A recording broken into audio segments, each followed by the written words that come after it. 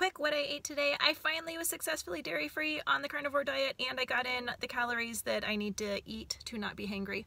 But I failed miserably today at intermittent fasting. So I get up early. I'd like to restrict my eating window from 11 in the morning until 6 at night, just to kind of simplify when I need to bring food, when I go out of town or whatever, and just get most of my calories in at once and not have to worry about food 3 times a day or 2 times a day.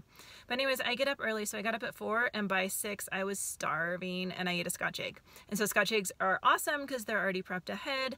They're about 500 calories, which is a good sized meal, and it's super good. I just heated it up in the air fryer.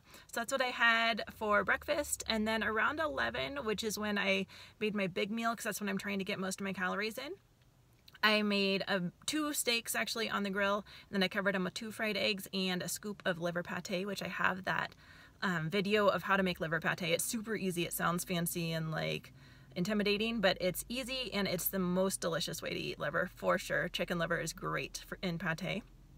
And then for dinner I had another scotch egg because I'd already prepped a bunch of them. I'm going to be coming I'm going to be making a recipe for you guys on video showing you how to make these scotch eggs. There's a few tricks to make them work right, but once you get them right, they're great to have in the fridge or even already cooked, so that you can have instant 500 calorie meal, which is perfect for most of us, and it's dairy free. I know a lot of us struggle eating on carnivore without relying on dairy because cheese is just so easy to grab and it's readily available. And meat leftover isn't always awesome, but these scotch eggs are super good to have prepped ahead of time, and they're really good. So I was psyched. I made it through the day. I'm gonna have a few more days coming up that are dairy free, since I figured out this whole, if you have a runny egg yolk, it kind of replaces your need for that creamy cheese. And I will be back soon.